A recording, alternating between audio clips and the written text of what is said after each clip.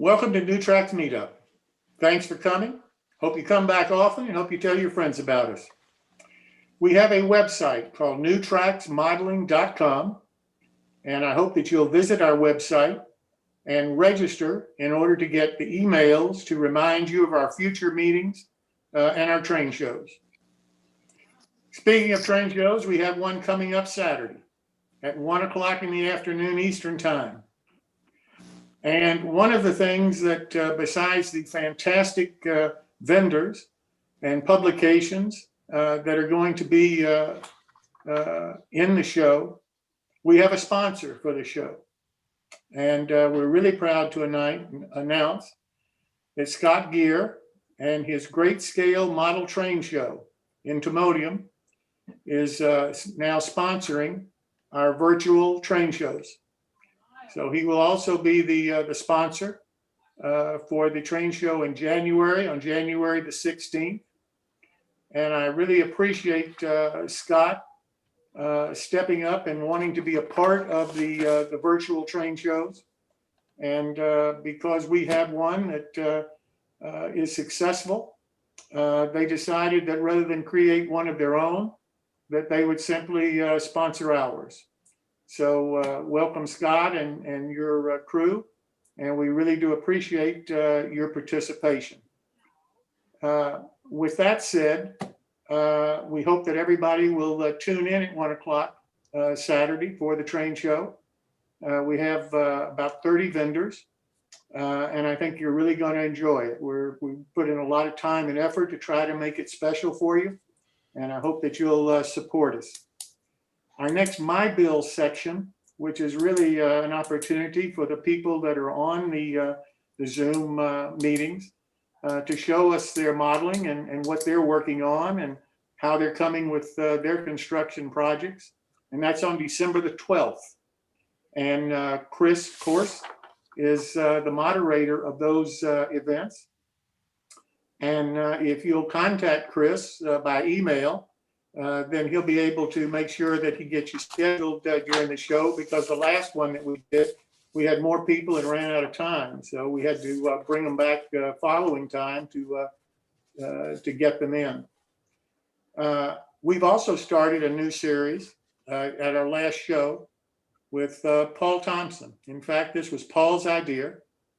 It was supposed to be 1-minute tips, and now it's changed into a little bit more than 1 minute, but they're great tips, and we appreciate Paul wanting to be part of the program and bring this idea and this concept to us. So with that said, Paul, what is your tip for tonight? Okay, well, I guess TC, have you got the pictures ready to go? We're standing by. Let me throw them up for you. I'll just refresh everybody. Last week we repaired a broken locomotive, and this week I thought I would proceed with a little bit of preventative maintenance on locomotives and cars and whatever you have. Here we see one of my favorite pieces that I take to shows all the time and run constantly. But this is what I'm faced with when I look at the box. How do I get the thing out every time? That can be a problem, especially if there's lots of details. Dylan, next slide, please. Okay, as you can see, I keep this one in plastic, rather thicker plastic than it would normally be wrapped in, but I don't actually cocoon the thing. I leave it in a bit of a sling. Dylan, next slide, please. So I am capable of lifting this out with one hand, and that way it comes directly out. Everything slides nicely out, and then I set it down on a nice soft piece, usually the top piece of foam. But this doesn't always work with everything. Next slide, please, Dylan. Okay, here we see I've been into the Christmas ribbons, and you can see that I have 2 ribbons in here, and when I wrap the thing a little more closely, I can now lift it out. Next slide, please, Dylan. Now, I apologize for this being upside down. There was no way I could write it.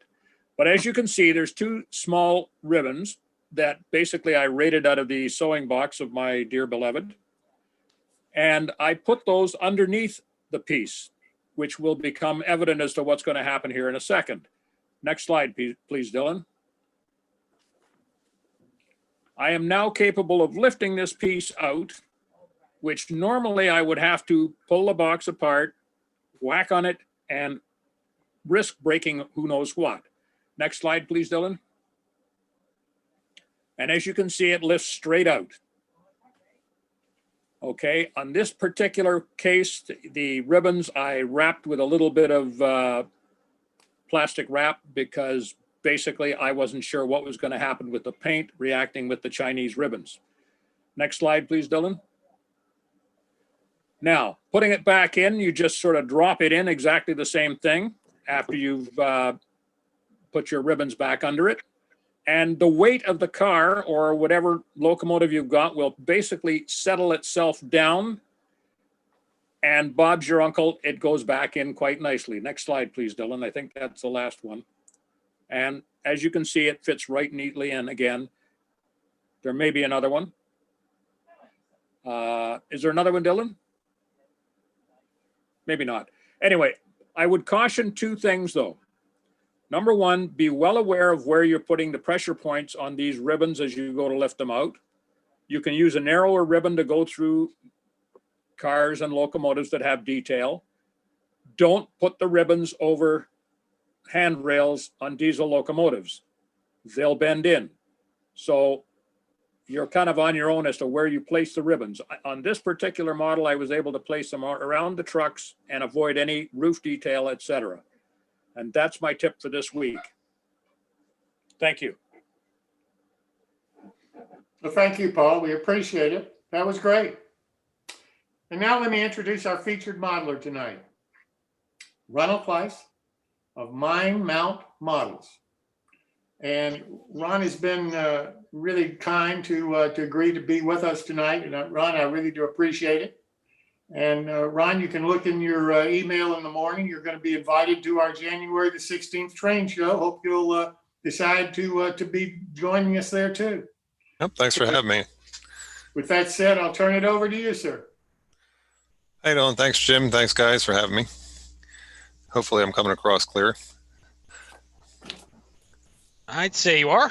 All right, great. Thank you.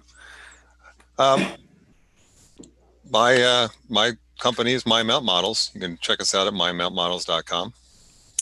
And mine like a coal mine, MINEMOUNT, and models, MODELS. We do craftsman structure kits, wood laser cut kits.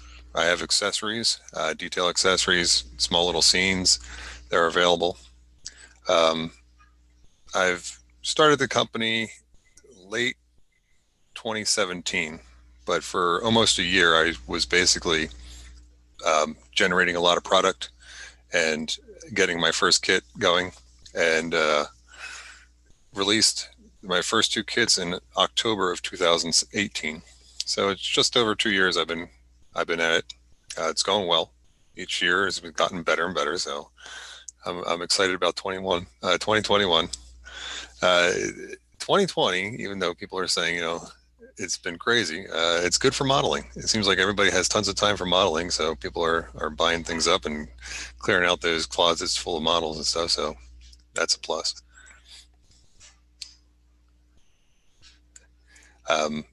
What I can do is show you a couple models. If I can share a screen, or are you sharing?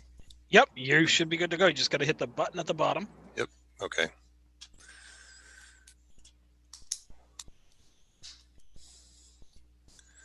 So we'll go into some of my kits.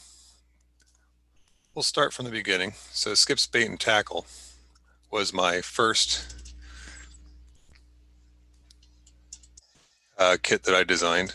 I figured it was nice and small because it was the whole laser kit structure company was new to me. I was getting used to the laser, getting used to the AutoCAD programs, which I've used in the past, but for this type of product or this type of use, it was new. And this works well.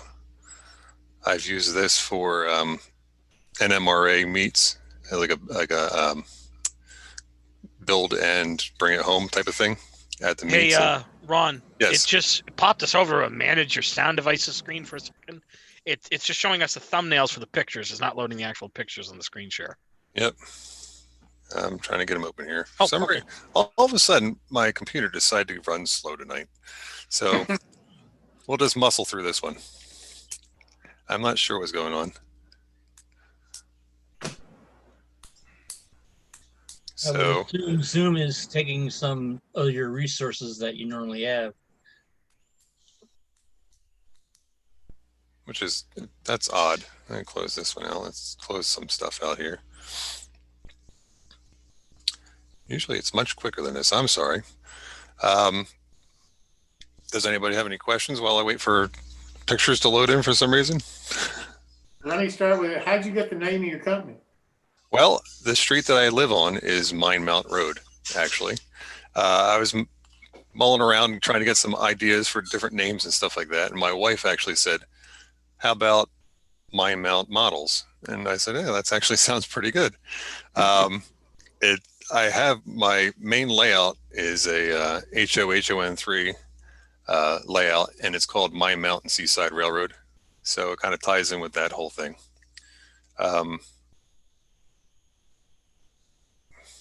And so that's where the name came from.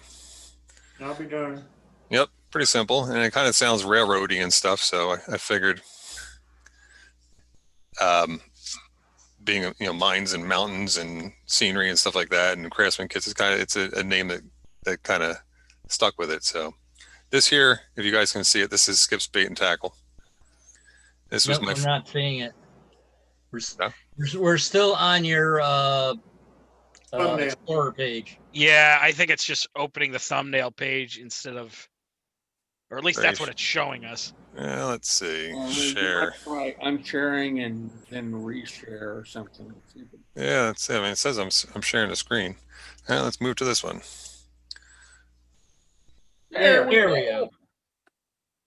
All right, better. Okay, so this is Skip's Bait and Tackle. This was my first kit that I designed, and this was me getting used to the whole system and getting used to writing directions and coming up with all my logos, and it was a lot of work, actually. That's why it took almost a year to get it going before I even released anything. And I've used this kit in like how to build it and bring it home type of NMRA meets and stuff, and it worked well. I had about 30 people in the room all building this, and we didn't do it all in one day, but I showed them the basic tips on how to paint the shingles, and most of them, probably 25 out of the 30 people, never built a structure kit, a craftsman structure wood kit. And I was really surprised. I was like, oh my goodness. And I wanted to show them how easy it could be. So it was basically showing them the tips. These scenes here, I build a scene or a diorama for all my layout, all my structures, because I like to show them off as what it could look like on your layout. So this is a little dock scene that I built for this one with nut and bolt castings and everything. You gotta go crazy when you build your scenes. This since I don't have time to work on my own layout right now because I'm busy with the business.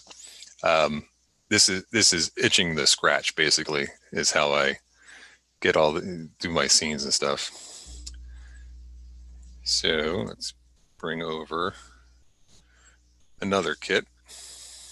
Oops. Ron, is that based on a prototype building, or did you just out of your mind? That little simple one was out of my mind. I'm always out of my mind. You can ask Clark. Actually, I was at one of my old jobs. I was watching some outside contractors, so I just had to sit there. I was in maintenance, so I'd sit there and just watch them, supposedly make sure they didn't steal anything. But I knew the guys. It was just a technical thing. So while I was sitting there watching the guys, I was sketching up drawings and stuff, and this happened to be one of the drawings that I sketched up, was Skip's Bait and Tackle. And when I was trying to decide which kit I wanted to do first, I said, you know what, that's a nice small one. So we're going to do that one. The next one I did was my friend that is a C&O modeler. He called me and said, oh, I heard you're getting into kits and stuff. And this is before I was open to the public and stuff. And I said, yeah, no problem. So he called me and emailed me some information about this one CNO motor car shed that he wanted. Does Hinton Yard in West Virginia, and other companies have all the structures in that particular yard except for this one motor car shed. So let me see if I'm sharing the same screen. Oops, let's close that one. Share screen. Let's move it over to here. So you should be seeing the motor car shed here. Yep. So he sent me the information on Wednesday. I did some research. I drew up the drawings. I was lucky enough to find a blueprint of this one. And when it's a PDF blueprint, you can dump it into the CAD program and basically trace it. So that saved me a lot of time on this one. So Wednesday, I drew it up. Thursday, I cut it out. Friday, I did a quick glue up of just the basic. It wasn't this finished model that you're looking at now. And then Saturday, I went to his house for an ops session, and I brought it in here. I said, "Is this what you're looking for?" And I plopped it right on his layout, right in the yard. He's like, "How the heck did you do that so fast?" So this was my second structure, and this is my one and only, the pretty much dead on prototype kit, because it was right off the blueprints from the CNO Historical Society. So that's the motor car shed. Good looking. Thank you. And different. I've never seen anything like that before in a kit like that. Especially most motor car sheds, I never really see so many doors. Yeah. And this is pretty much how, from what I could tell from the pictures that I researched, near the end, they only had pretty much one track going in. And then I wanted to go a little bit bigger. So the next kit, there it is. The next kit I did was Palzer's Plumbing. And so I went from two small kits to kind of a rather large kit. It's my biggest one so far. Oops, come on.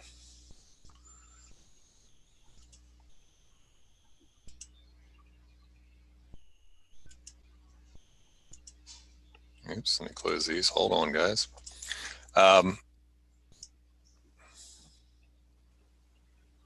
And come on, it's not letting me share.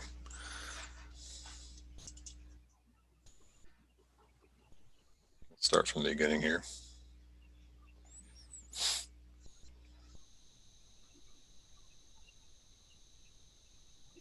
Share screen. Where are you? This should do it. Okay, so this is the front of Balzers. You see a little red building? Mm-hmm. Okay. So this was a much bigger building. This one was based off of a building that's actually down the street from my house. It's a realtor building right now. But in the past, it was all different configurations. You can kind of see on the left side, where the plumbing faucets coming out of the wall, that was the original structure. And you can see how it's been added on over time. This corner center structure is actually on a 45-degree compared to the rest of the building. And this one, the shingles on the roof seem to really catch people's eyes. And that's when I ended up starting to do Mind Mount Minutes, which you can find on my website.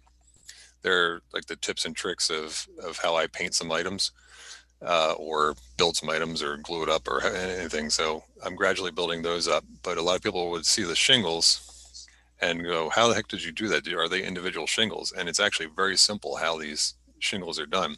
They come on a big sheet and you just paint a base color, which is the primary color that you would see. And let me see if I can zoom in here a little bit. So you can kind of see the shingles. They look like individual shingles, but they're actually strips. And when you paint the base shingle, and then I take 3 or 4 colors, just simple craft paints that you get, those $1, $2 things you get at Michael's or whatever. And you take kind of coordinated colors and just brush it on in thin strokes back and forth across the sheet. So when you cut those strips out and you start applying them to your roof, it actually gives you that completely random look of individual shingles. Oops, zoom back in.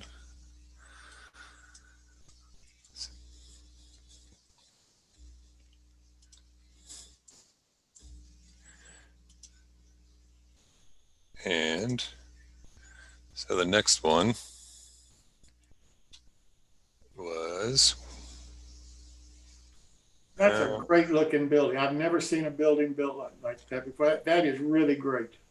It's an interesting shape. The structure always caught my eye. I drove by it every day pretty much because I go to work and it's right there. And I was like, I really like the basic shape of that building. So I ended up putting it into the AutoCAD, and it seemed to work out. I really enjoyed it. That's one of my favorite ones I've done so far. Let me get to Randy's Auto Repair, which is, and we'll start here.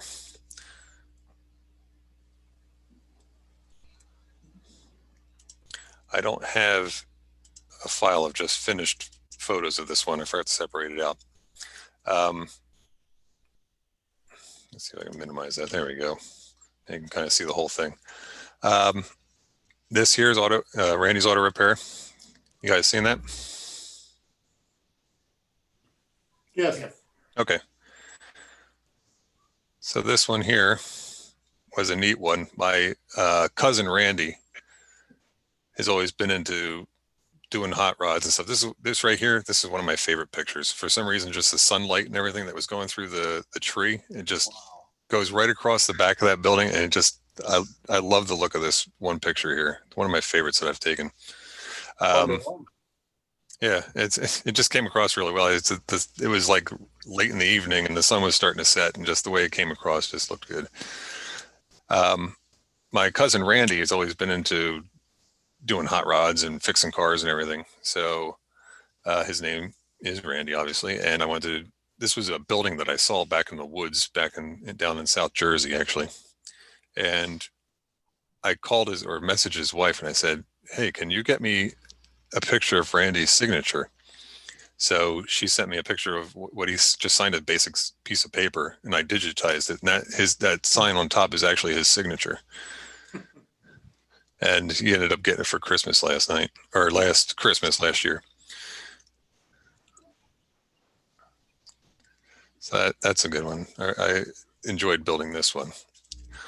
The original prototype building on the right side of the building had like a 3-bay center block garage attached to that on the other side, but that ended up getting too big and stuff. So I didn't want another bigger structure. So I cut that off completely and just did the wood structure part of it.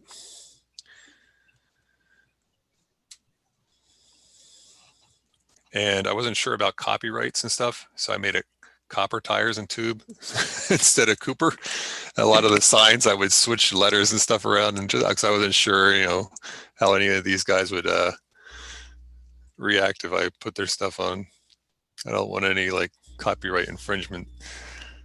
So a lot of the signs you'll see like 1 or 2 letters changed. Or if it's a really old defunct company, then I just went for it. Here's another structure here. This was, where are the pictures at? Oh, here we go.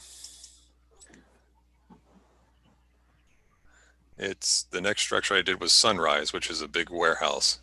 And this one is kind of based off of a car auto detailing shop down the street from my work, and a building that I saw in a game called Assassin's Creed that my son and I used to play, and he was running around, and I would look at the buildings in the background because it's all 3D and stuff, and they run through these old towns, and I would tell him, stop, wait, I want to look at that building, hold on. And I take pictures or screenshots of what he's playing real quick, um, and that's kind of, I blended those two structures together and came up with Sunrise. Let me get that going here.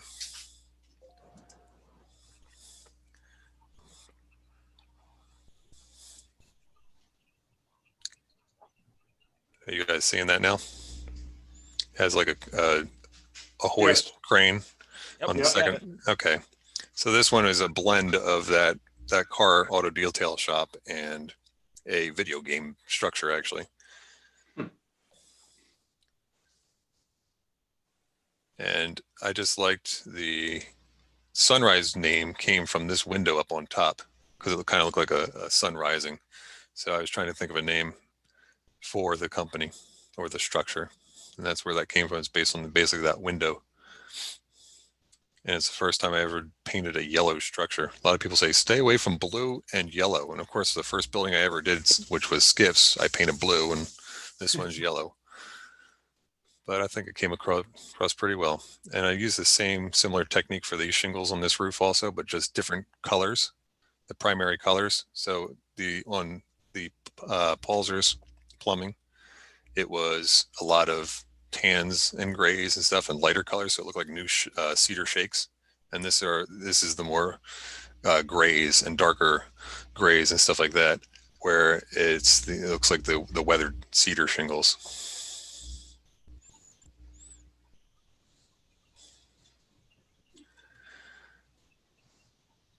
I like the rust up there underneath the supports for the. On the brick. No, on the structure roof where you've got the supports for the crane. Oh, okay, yeah. Yeah, the rust streaks. That's cool. I try and catch it all. It's hard to get it all, everything, because otherwise I'd spend a year building one structure, and I want to get these things out. But like I said, doing the dioramas and the scenes and stuff, so I can take these photos, that scratches my itch for doing modeling. It's my favorite part. That brings up, I want to steal your question, Jim. Just when do you know if something is finished? When I get tired of it. When I'm done writing the directions and when I'm done painting it and putting it together, I'm like, all right, I've had enough of this one. Let's get it out there. Let's get it to the people. And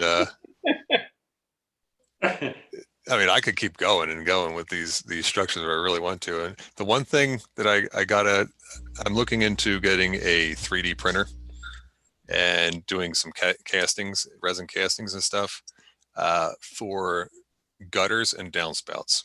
I think Plastrux or somebody they have a couple different ones out there, but if I could do it myself and provide it in the kits, rain gutters and downspouts are forgotten on a lot of kits, it seems like. And I haven't. How did you make the sign? Sunrise sign? The red, that's just 2 layers of laser board, actually. Okay. So the white is just a flat piece of laser board that I have a couple guidelines engraved into it. And then the letters themselves, the red letters, they're cut and you have to cut them out of the sprue, I guess you would call it, the sheet and then you just glue it on there. You glue the individual signs on there or letters. That's neat. A lot of the other graphics like this here on the gray lean-to side of the building, that's just, I made that up. That's just graphics and stuff that I would do. Okay.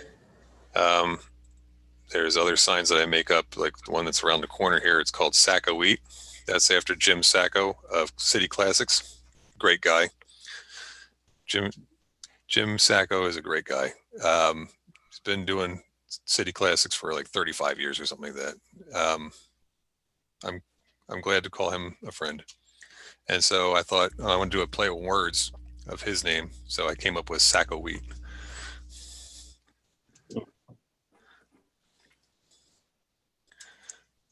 Oh, and this is some close-ups here. This is like the tar paper this is all laser cut tar paper that you end up painting and stuff. And this is on the roof of Paulser's Plumbing. These are some of the decks that are on Sunrise. And these actually, I'm getting into some of the construction photos. So we're going to stop that now. That's what I use. Every step I take a picture. That's why it takes really long to build these structures.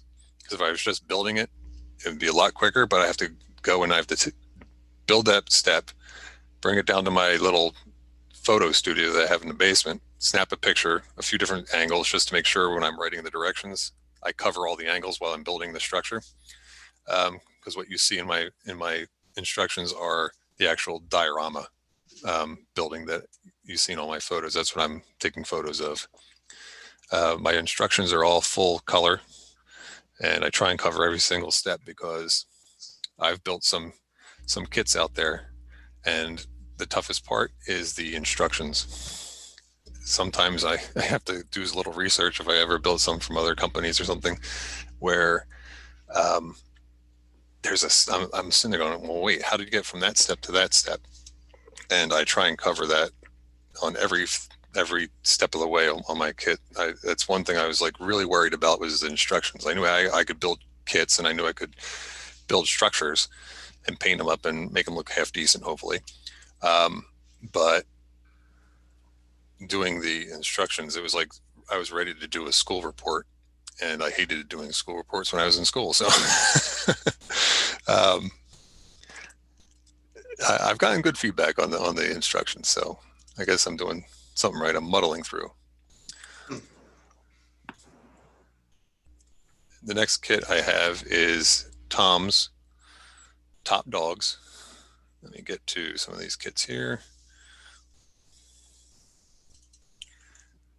This one is share screen.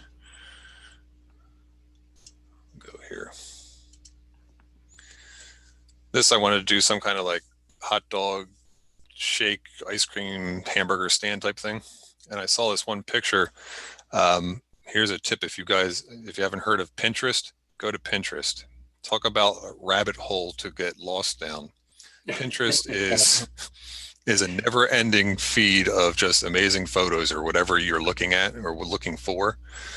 I was flipping through and looking at to do a little hot dog cart. And I saw this one photo of these guys standing outside of this hamburger hot dog stand type thing. And I was like, that's the next kit. You guys are seeing this? Can you see Tom's? Okay. And the photo is almost like what you see right here in this shot. They were kind of standing off to the side over here. And I was like, that's the next kit. I want to do a hot dog joint. And it's named after Ton Jacobs. He's a participant in A Modeler's Life podcast with Lionel Strang and the gang. Mm-hmm. We always pick on Tom about putting ketchup on his hot dog because ketchup on hot dogs for 8-year-olds, supposedly. And so I purposely made this sign have mustard on it just to take a jab at Tom a little bit.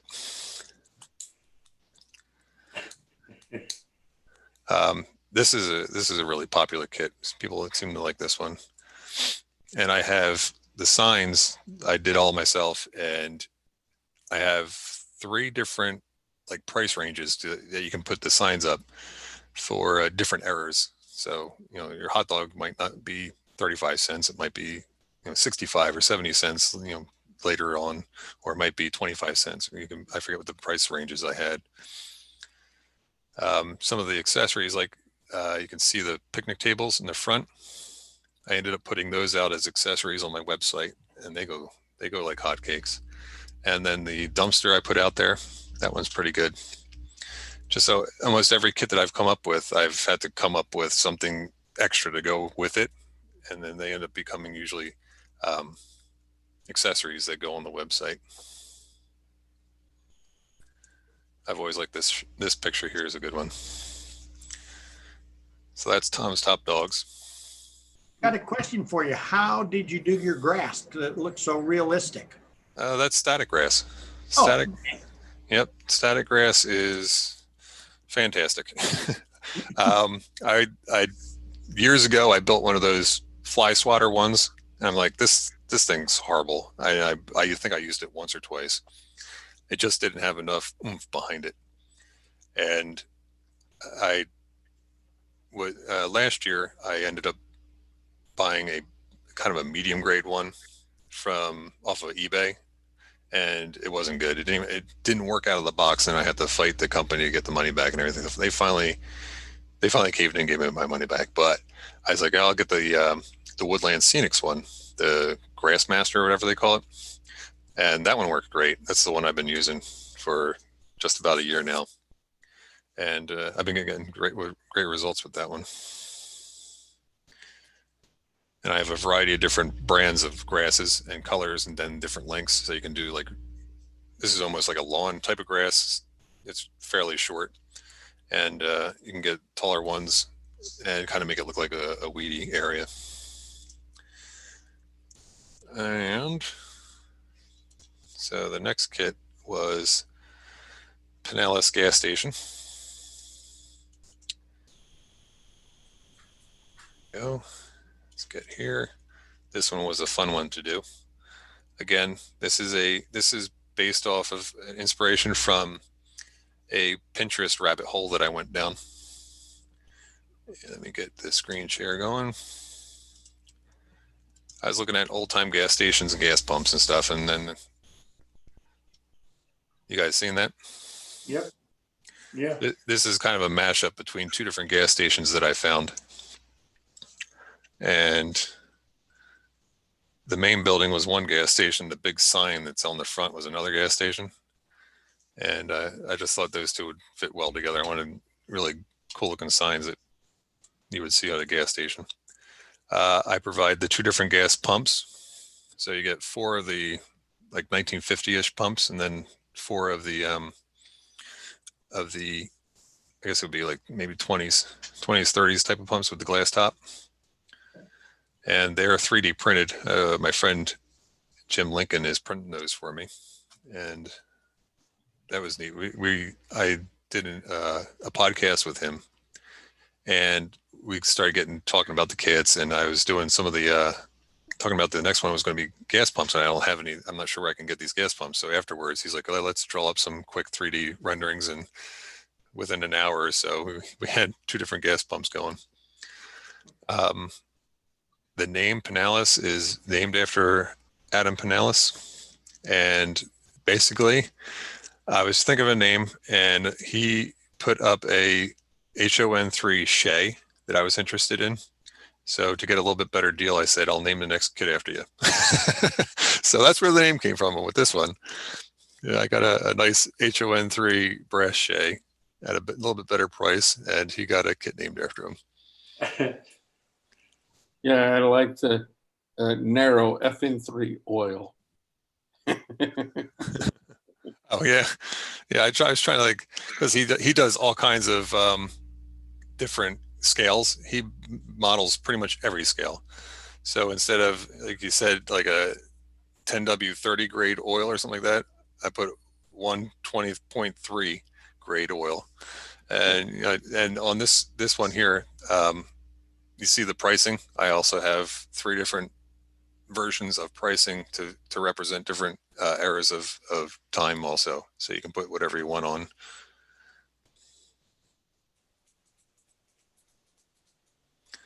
And I even provide the little line for the bells. That's that little white circle on the side of the building. That's the bell, which you don't hear at gas stations anymore. I never hear bells at gas stations anymore. You gotta miss that. All self-serve. Yeah. Well, I live in Jersey, so I still want to hear bells. Well, the first gas station I worked at, that bell would go off a lot. Yeah. You had to run out to that car. Yeah. So the next kit is going to be the new one that I am going to release later tonight. So I guess we will do a reveal right now, live on your show. If the file wants to open up, here we go. And let's go.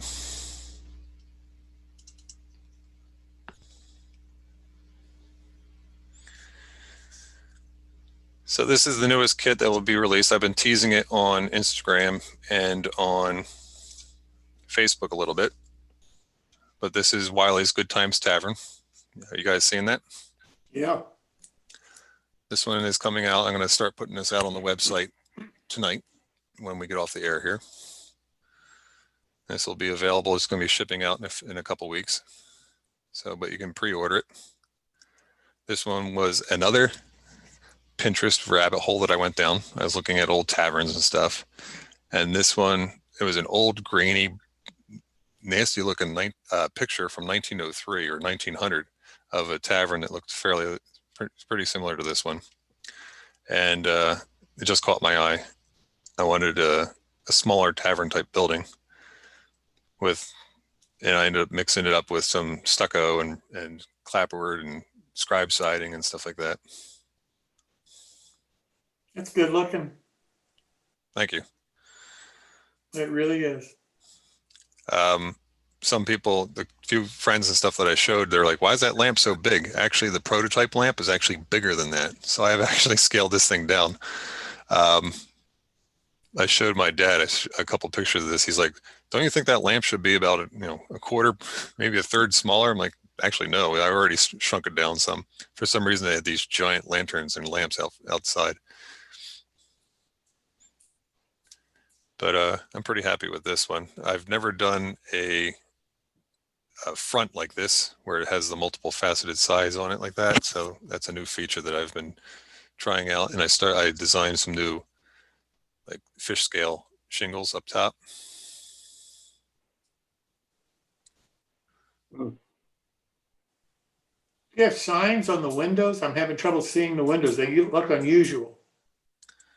The windows? Yeah. Well, the windows are the dark ones. There's no signs on those. There are signs on the walls, all over the place. What about the front windows lower? On the first floor? Here, Yeah. I'll see if I can zoom in a little bit. Oops, that's a little bit too much. Let's back out a little bit. There we go. Oh, I see. So Yeah. the window on the right, that's all laser cut. That's part of the layering that I did for the storefront. And then these other windows are Tichy windows and doors. I got you.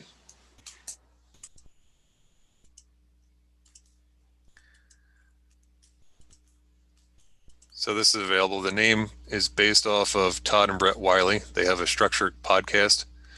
Right here, they always say fine scale freaks because they're all about building structures only. They're not so much into the model railroading, but they have a great little podcast that I like to listen to. Good guys. I met them down in Timonium last year when we had the Craftsman Structure Kit. Craftsman Corner, I guess it was. Courtyard, that's right. Craftsman Courtyard. And we were all situated in the one area. That worked out really well. That was nice. And they were right behind me in my area. And what tavern doesn't have a leaky roof? So this guy's slopping some tar on the roof there. Scenery and vehicles and people are not included in the kits. Always have to say that. And this guy's trying to get some phone numbers from this lady here. Or maybe she's trying to get his phone number, who knows? But that's Wiley's Good Times Tavern. That's coming out tonight and will be shipping in a couple weeks. Who's getting whose phone number depends on the level of alcoholic intake. That is true. It is a tavern. I would have to assume that the phone number at that time would be like, was it Pennsylvania 2000 or whatever? Oh yeah, the small numbers. We used to have that in my hometown. Phone numbers were 5 digits. On the bait shop, Yes. I was looking at the texture of the clapboard. On that model, is there extra texturing to that surface? No, I think it's the way I paint it. My tendency of doing painting instead of just doing thick layers of paint, I do a lot of washes. So originally, I think I stained the boards with a 100 line of some sort. And then I started washing on different colors of blue, like a periwinkle blue. And then to bring out some of it's almost to make it look like faded paint, like that would be down near the seashore.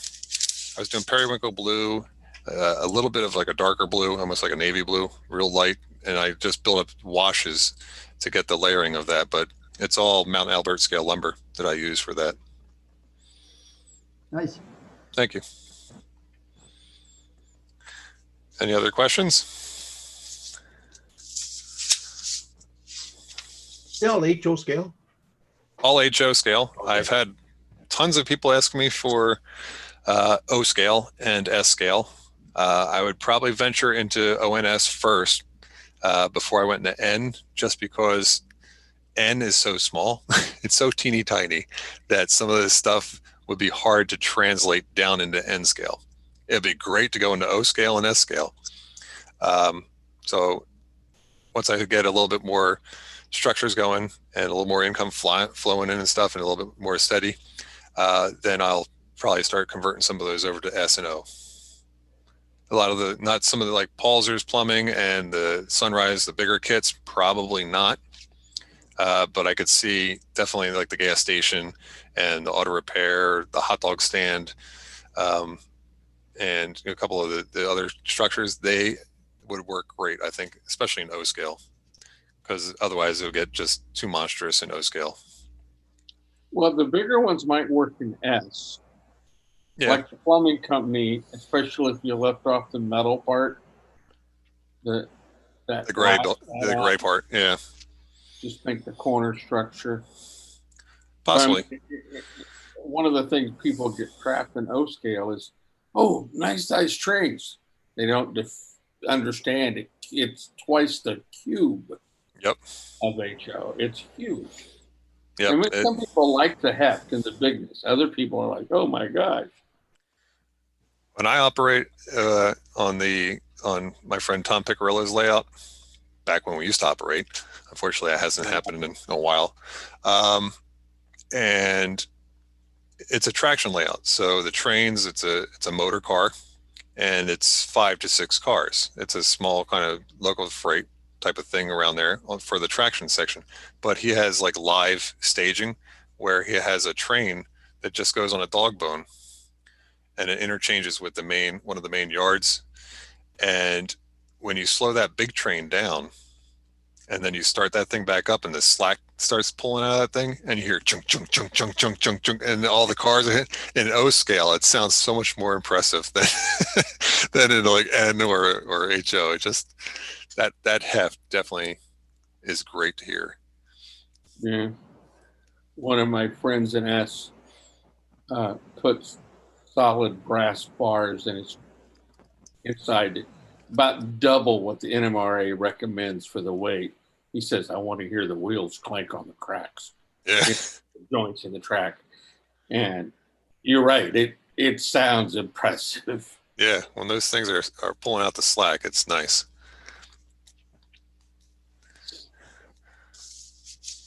But that's what I have. I do, like I said, I'm looking into expanding constantly. I'm always coming out with new structures. I actually have another one coming out soon. I put it on hold for a little bit because I wanted to get this Wiley's out. If I really rush it, I might be able to get the next structure out, which is a bit of a warehouse. It's going to be a mustard factory, actually. And to go along with the mustard and the hot dogs, you got to have all the condiments for the hot dogs. And I put that one on hold because I wanted to get the Wiley's Tavern out. But if I could try and press it and try and get it out maybe around Christmas time, we'll see. Again, the thing that takes long is actually building the diorama, the display diorama, because I have to take a picture of every single step, and that takes some time. Well, How long? Go ahead. Go ahead. I was going to say, if you build a mustard factory, you have to get the vinegar cars coming in. Oh, yeah. Yeah. And then you have to have the appropriate smell somehow. Remember, I guess it was that, what was that company in the 80s where they had all the odors? Olfactory, yeah. Yeah, I remember that as a kid. I was sitting there looking at it in Model Railroader. I'm thinking, oh God, you have too many of those things in your train layout. Well, especially if you have a stockyard on the layout. Forget that. Ugh. There's some smells you just don't want, huh? Nope, no thanks. Hey, Ron, I have a question for you. Go ahead. I like the Wileys and some others, enjoyed building just structures, and my layout I haven't done much with lately. But what railroad interests you? And if you were to build more railroad structures, what ones would you be thinking of? So like line side structures, actual. Yeah. Okay. I would like to do a coal dock because I actually do need one for my layout. So maybe I might design a coal dock. Definitely a mine because I'm mine mount models, and I have tons of pictures on the side of my layout of different ideas that I would like to press together and come together, come up with an actual mine structure for my narrow gauge section.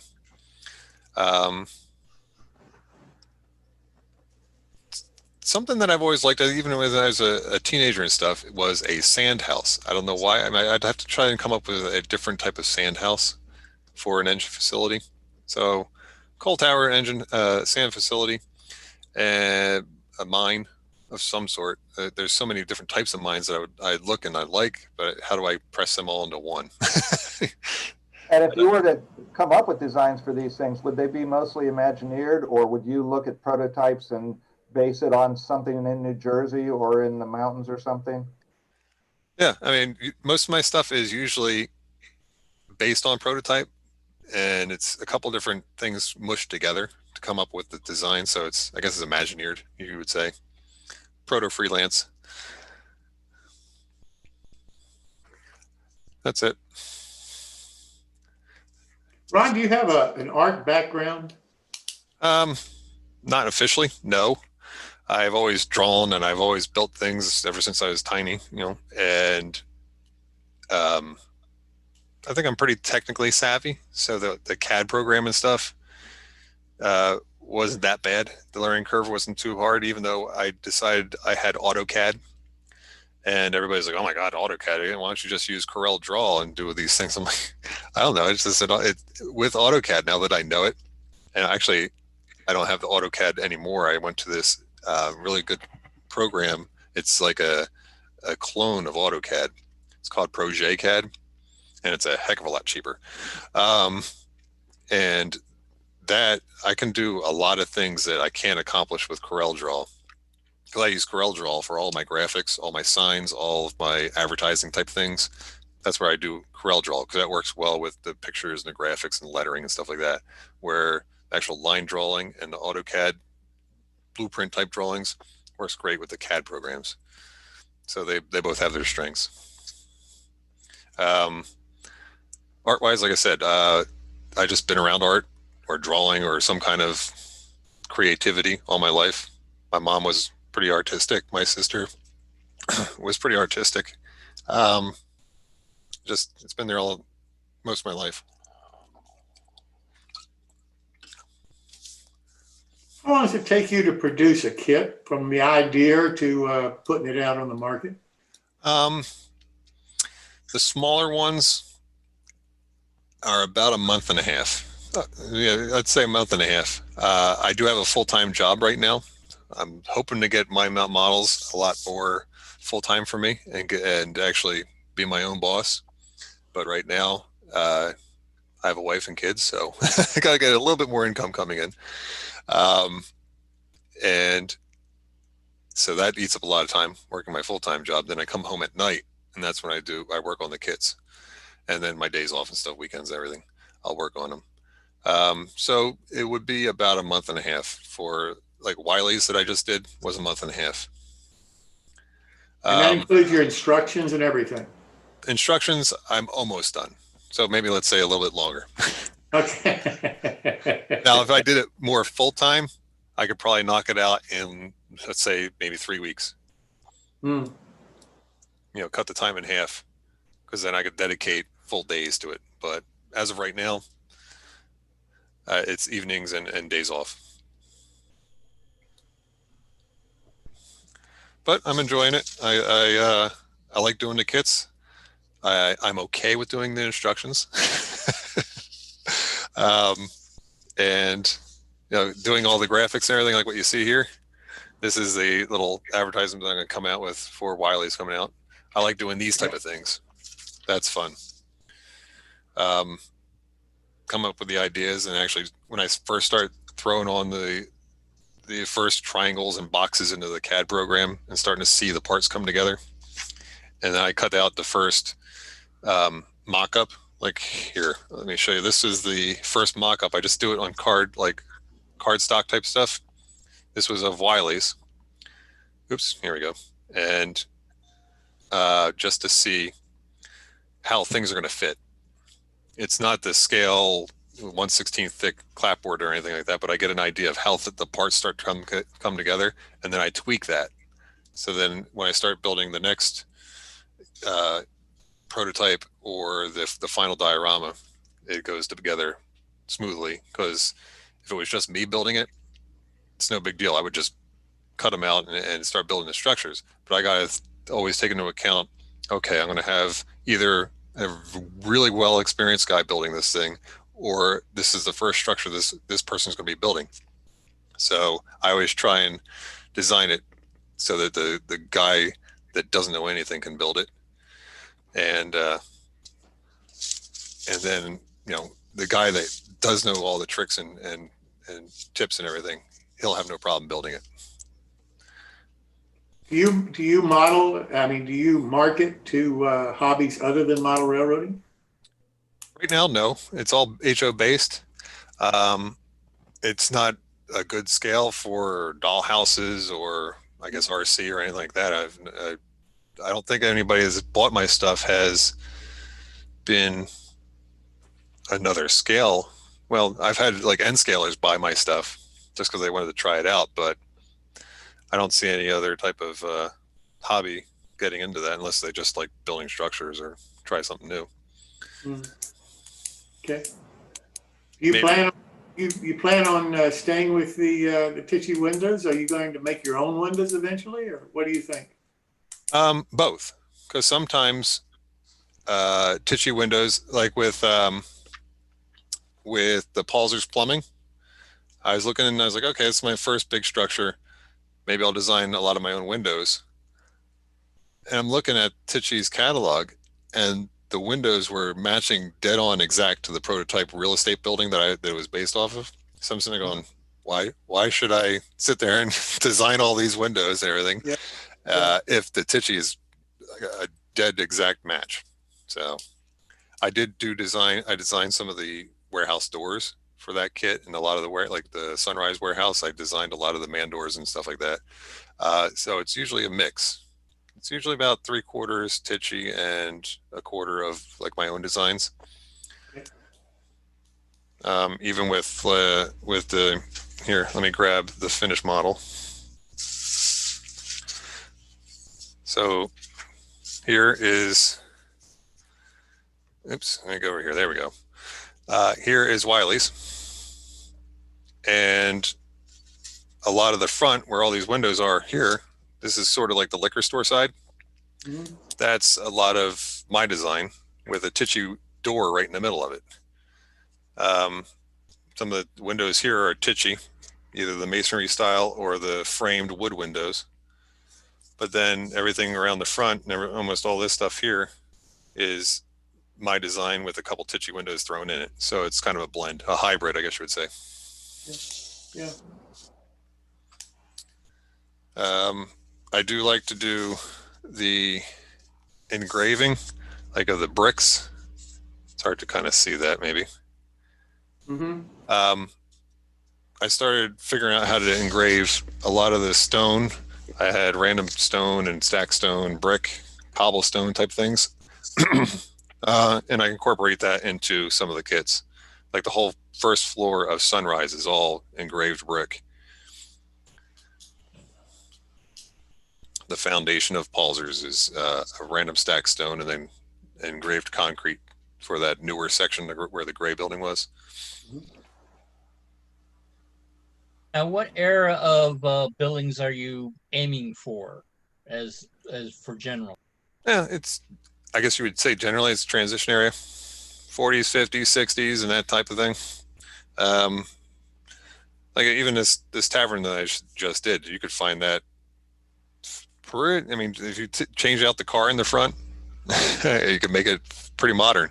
When I was growing up in my 20s and going to bars and stuff like that, I went to a tavern, a bar that was very close to this one, actually, now that I think about it. It was called Louis. And we used to frequent that a lot. Even had to jump out the side window one time when things got a little crazy. But you know, I mean, that was in the 90s and stuff. So I mean, the structures can be adapted to more modern times or backdated, but primarily transition era type things. Would you be interested or considered doing structures like in the 1800s? Because some of us that model, you know, around the Civil War era don't really have that many buildings. Possible. Is there any particular structures that you are thinking of, or styles of structures? Not at this time. I'm actually still building, building the layout itself and all that. I haven't gotten to the really into the structure part of it. I mean, I do have some structures and all that. I'm using as more as a practice to make it, you know, look nice and all that, and learning stuff along those lines. Would it be like where you would be modeling? Would it be more of a city, or is it out in the country where it's going to be like farmhouses, or is it going to be? Yeah, it's going to be more farmhouses. You know, basically not necessarily the frontier, but basically I'm aiming for sort of like rural upstate New York or Vermont, something along those lines. Okay, cool. I have no problem with that feel. And a lot of those houses would carry over into the early 1900s and stuff. Yeah, rumor has it there's some buildings around here that are in the 1700s. Yep. Up here in New England, I can believe it. Yeah. Ron, do you do custom building too, Ron, or just the kits? I could if the price was right, but the amount of time that I would have to dedicate to it, the people probably wouldn't want to pay. Got it. You know, it takes a lot of time, and I'm not going to do it for free. Yeah. You do custom work that you can turn into a kit? I have a couple societies, railroad societies, talking to me about that, but then they want to have control of the product that I design for them for a year or two, and I'm not sure if I want to kind of dedicate that time to it. I'm not sure if I want to go that direction. I'd rather go for the masses. And they have talked about saying that they usually have a committed quantity of certain modelers that will buy that kit. And I do some calculations and stuff, and yeah, I can make some money up front, but I'm in it to do this as a living, so I want to make some money. Yeah. Yeah, you could make an old dilapidated type barn, which would go anywhere. It doesn't matter what era you're in. The more dilapidated could be in the 60s and 70s. In the 20s, it'd be a little bit more modern or a little newer where it wouldn't be so dilapidated on a two-story type barn, which you'd find anywhere in the United States or North America per se. I could design a kit and have you build it, and then I'll provide one match, and then you can light it, and there's your dilapidated building. Yeah. Well, dilapidated means that there are some boards missing from the side. Yeah, I know. The thing is, the dilapidated building might be your own house, though, if you're not careful. Yes. It'd be like the Gory and Defeated. Yeah. Yeah. One company I knew, I can tell you more later, but they did a a custom kit for a historical society, and it was the other way around. They had complete control over it for the first couple of years. They could market it to anyone. And after that, it became, once they were paid back, so to speak. But they were still making money off whatever they sold to the historical society. But I don't know if there's a good way around that. What's the payoff? At what point are you paid back? Yeah. If I was doing this more full time and I could just sit there and maybe dedicate a few days or a couple weeks and just bang it out and knock it out and get it out of the way, I might consider that. But if I have to sit there, like I was saying earlier, and spend my evenings after I get off of work and work on this project for, could be a couple months. If it's a bigger station or something like that, it takes a while to especially do stations, because a lot of historical societies will want train stations. And there's a lot of details in those things. That could take a lot of time. And then that's not me putting out other products for the general public. You see a typical customer of yours? What's that customer look like? A model railroader. They're all over the place. When I was in Springfield, that was my first Springfield show. I was at Springfield as a punter, as somebody just walking around, but as a vendor in January was my first Springfield. That's where I recognize you from. There you go. You were at Springfield. I was across from Scale Trains. Now I remember. I thought you were looking familiar. I was the tall guy. And I had a lot of variety of people. That's the great thing about the hobby, is I had a 12, 13-year-old kid interested, and his dad were just getting into the railroading and stuff, and they were looking at my structures. I guess because I had a couple of the big ones sitting there spinning around, and I had it well lit, and they're looking at it and they're like, wow, this is really cool. And the kid who built a few plastic structures ended up buying skip, spade, and tackle, because I said, this kit right here, it's small. You can get into it. You can see what it's like. I said, instead of using plastic glue, you use wood glue, but you use similar paints, and you can even use craft paints. And I was telling them how to do it. So they ended up getting into, they bought one, and they hopefully built it, because they were just getting into the hobby. And then I have 20 and 30-year-old guys buying my stuff. I have all the way up into 80s and probably 90s. It's all over the place. They can be lawyers, they can be truck drivers, they can be hardware store managers like myself. I mean, it doesn't matter. There's no set look for a modeler, really. That's the great thing. I agree. Anybody have any more questions? Yeah, Ron, I know you've been to a number of timoniums. How much is not having the shows impacting your business, do you think? It's okay. It hasn't harmed me. I've only actually been to 2 shows. I was at the Timonium in last October, and I was at Springfield. And then as everybody knows, everything shut down after that. So I snuck in the Springfield just in time. I would have done the Timonium again, and I was debating on Springfield, and then I backed out, and then as everybody heard last week, that it's officially shut down, unfortunately. But I would have loved to go on to all the train shows. But still, most of my business right now is still online. That's where I market it a lot. I don't sell to individual hobby shops right now. No, not going to a train show.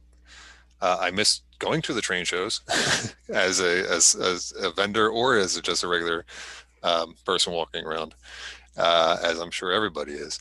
And it hasn't impacted me greatly, but it would definitely let me spread the word of my model a lot more, because the people that I see at train shows aren't the same that I see when I'm marketing it to the internet, basically. So it's a different crowd. I see a lot of people that recognize me from the advertising in my Facebook pages, Instagram posts, and whatever I put up. But it exposes my company to a lot of people that would have probably never heard of me. So eventually, I guess it would hurt me a little bit, but primarily it's internet stuff right now. Have you ever been to a prototype modeler show or one of the larger show? I should say larger. One of the more largely sponsored shows like NMRA or just the local, like the regional and divisional NMRA. I've been to the Garden State Railroad RPM. I miss them. I haven't been at the division meet. I was a vendor. I was the only guy. It was when we did that make and take type thing, and that went well. I sold quite a bit there at that meet, and then packing up and going to lunch and going and see people's layouts was a total bonus. It was the best of both worlds. But the RPMs, I would love to start going to. I'd have to design probably a couple more exact prototype type of models, but I'm sure I'd still sell some stuff. I just love RPMs. Yeah, you think you'll ever be as famous as a certain very fine scale modeler that recently retired? I don't have the size layout that George has had, but heck, I would love to have my stuff out there. It's still fascinating to me that I'm sitting here and I'm designing stuff, and I'm in my room by myself, this office right here, and I go into my workshop downstairs, and I cut these things out and I stick them in boxes and I send them off to people.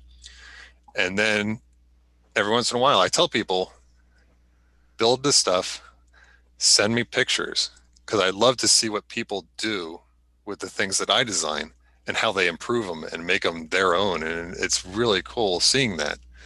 I love seeing how people change it up. If they build it exactly how I have it, that's great. I think that's awesome. But if they tweak it and change it, that's even better, because they make it their own. That's another reason why I kind of started doing the company, is because we all know if you look at one of the cornerstone structures on somebody's layout, it looks exactly like the cornerstone structure on somebody else's layout, and you get to know all these structures. So the more like mom and pop shops like myself and other companies that are out there, a lot of the craftsman structure guys, they're doing their own thing, and they're putting out all these little kits that you don't see on everybody else's layout. And I think that's great. I think the industry's just getting bigger. I want an Atlas kit that everybody else has. I don't know that Atlas lumberyard. I still love that. Listen, do I have to buy or get you a HON3 locomotive to get my name on a kit somewhere?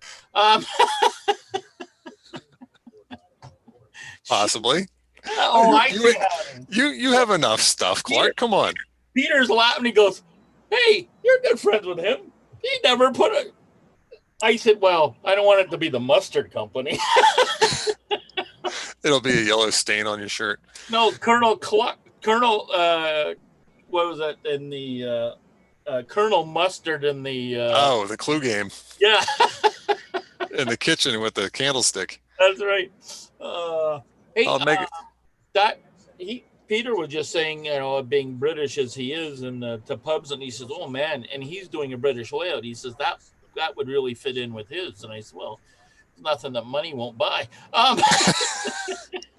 So Peter, that structure was torn down. Oh, here he comes. That tavern is actually in London, and it was torn down in 1903. Is that right? Yeah. Yep. So it is a London pub. Yes. Yeah. Really. Yeah. Yeah. It has that feel, but I recognize that right away. Basically. Yeah. Yeah, because he's been there since 1903. he stumbled out of there a couple times. Very true. Not just that one either. I appreciate it. I'm glad that I achieved the look of what it was supposed to be. I'm pretty proud of this one. This is a neat little structure. I like it. Well, you know, one of the things that Peter and I, we were watching on the big TV and kind of listening, even though there's about a 30-second delay, we were talking about how neat your signs are and the extra detail that you've added to them. And I think that's what really stands out about a lot of your models. And I've seen them in person as well. And I think that's what really makes it. And, you know, Skips is kind of a simple structure, but once you got into the other one, especially like the Sunrise, it has so much depth to it because you have so many things going on at different levels. And that's what really draws your eye in on structures. It's not just the cube. Yeah. I want to have that character, but I don't want to have it too caricature. I was just talking with Michelle, my wife, about this, and some of the structures that are out there, they're really caricature, where it would be like a human face with a, you know, where it has big ears, it exaggerates your main feature.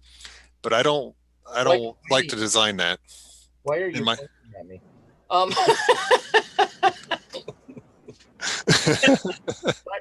no, it's true. Yeah, it becomes, you know, and some of the manufacturers have that. It's a bit of a caricature, yeah. So than it is a prototype building, and there, but there is a fine line there. You want to exaggerate some of that stuff because if you don't, it blends in too much. Yeah, like I said, I wanted to have character, but not too much caricature. Right. Absolutely. Yeah, that's my style, and hopefully people like it. The stuff seems to be going. If it doesn't, then they just won't buy your kit. So hey. No, but then you know, as somebody else once said in the NMRA, hey, if you don't like us.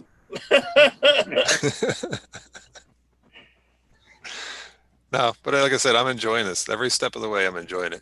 Oh yeah, wow.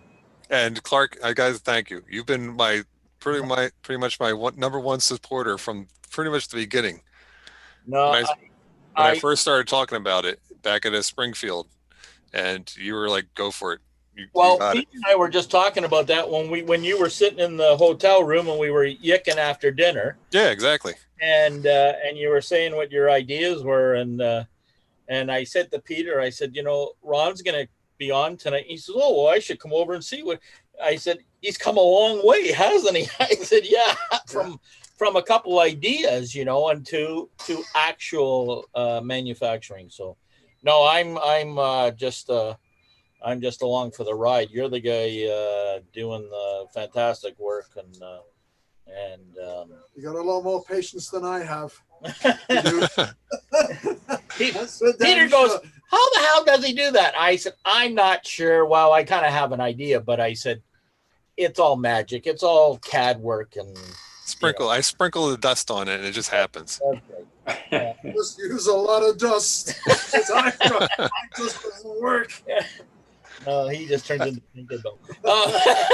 Actually, all the dust is collecting on my layout. Yeah. While I'm busy in the office. Oh, we got a little feedback. But no, I think it looks terrific, and nice job. Yeah. And thanks, guys. I really appreciate it. All right, we'll talk to you later. If not, at least now we're back on FB. We can talk again. Yes, exactly. You disappeared for a bit, Clark. I didn't disappear. It's tough. I'll tell you, I want to see the magician that can make me disappear. Behind this curtain, and this curtain. That's right. That's right. Well, it's been a very nice presentation, and I have another meeting to go to, and good luck with your endeavors. Thanks. Great talking with you, Ed. Yep. Thank you. Anybody have any more for Ron? I got a comment for him. He was talking about keeping up with the sales. Now, this year, with the pandemic going on, I've actually sold more product this year than I have in past years. I just got through filling an order, a $400 order for Japan for Tamalco parts. Wow. Great. Yeah. It seems like people are rediscovering the hobby because they have this extra time. Like I said earlier, I manage a hardware store, and a couple weeks ago, in 1 week, actually in just a few days, I had 3 different people come into the store, and either I helped one of the guys directly, and I found out that they were building a model railroad and they were looking for bell wire and stuff like that. So I said, well, you came to the right guy. And then everybody in my store knows that I'm in the model railroading, what I do and everything. And so every once in a while I hear on the radio, Ron to aisle 18, we got a model railroader here. Three new people were getting back into the hobby. One guy was probably in his early 30s. Another guy was in his 50s. Another guy was probably in his 60s or 70s. So it's going across the board that people are rediscovering the hobby.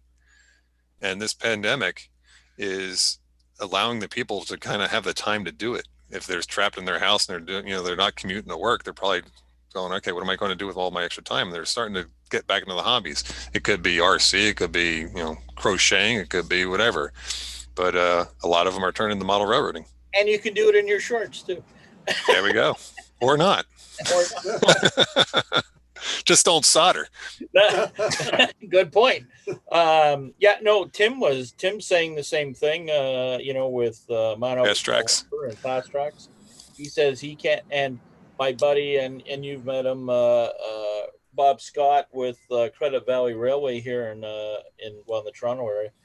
He says he cannot keep the stuff in stock.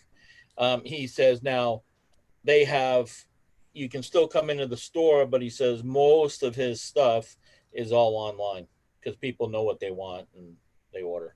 Yeah, it's great. I really think it's making the hobby surge again. Yeah. And then shows like this with Jim K hosting them, it's making the hobby and information available to everybody.